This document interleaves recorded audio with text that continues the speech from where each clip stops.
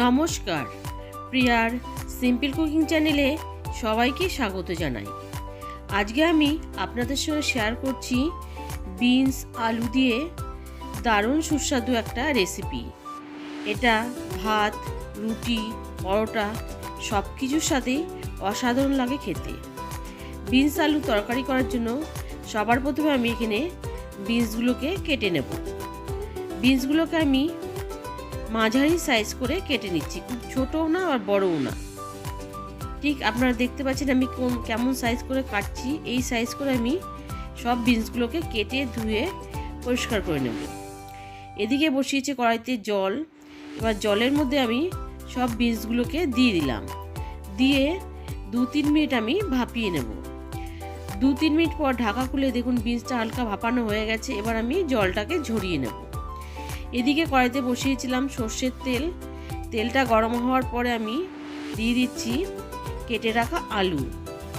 আলুটাকে আমি যে সাইজের বিনস কেটেছি সেই সাইজে আমি কেটে নিয়েছি, একটু পাতলা করে। দিয়ে দিলাম নুন আর দিয়ে দেবো হলুদ। নুন হলুদ দিয়ে এবারে আমি আলুগুলোকে ভেজে নেব।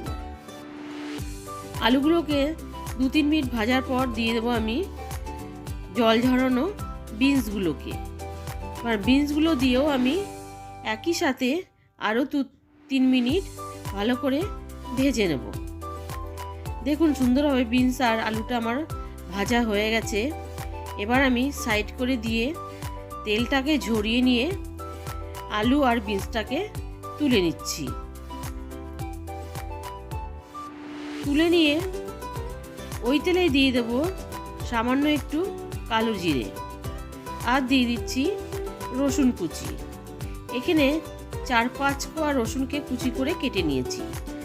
রসুন কুচিটা একটু ভাজা হয়ে গেলে দিয়ে দিলাম 2 চেরা কাঁচা লঙ্কা আর দিয়ে দিচ্ছি 2 পেঁয়াজ কুচি।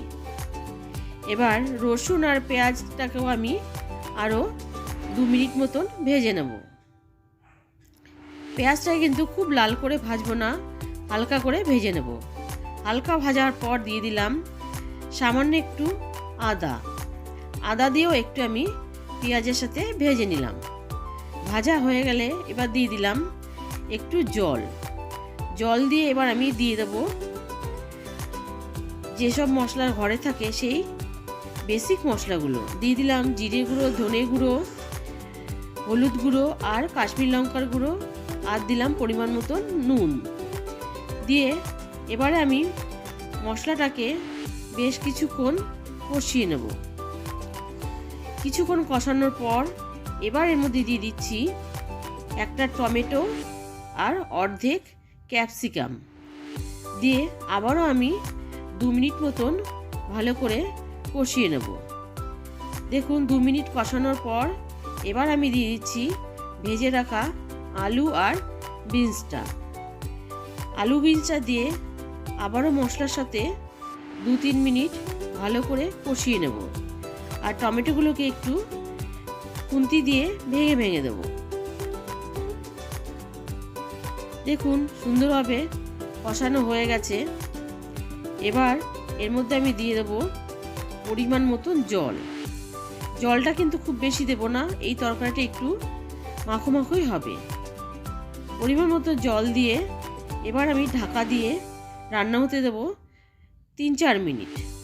3-4 মিনিট পর ঢাকা খুলে দেখুন রান্নাটা প্রায় হয়ে এসছে। এবার আমি দিয়ে দেব চিনি, সামান্য একটু চিনি দিয়ে ভালো করে আমি মিশিয়ে নিয়ে আরও 2 মিনিট রান্না করে নেব। 2 মিনিট রান্না করে নিলেই তৈরি হয়ে যাবে আলু বিনসের তরকারি। আলুটাও সুন্দরভাবে সেদ্ধ হয়ে গেছে। এবার আমি নামানোর আগে দিয়ে দেব কিছুটা ধনেপাতা কুচি দিয়ে মিশিয়ে নিলেই তৈরি হয়ে যাবে আজকের রেসিপি। কেমন লাগলো আমার আজকের রেসিপি অবশ্যই জানাবেন। ভালো লাগলে লাইক করবেন আর আমার চ্যানেলটিকে সাবস্ক্রাইব করে আমার পাশে থাকবেন। সুস্থ থাকবেন, ভালো থাকবেন। ধন্যবাদ।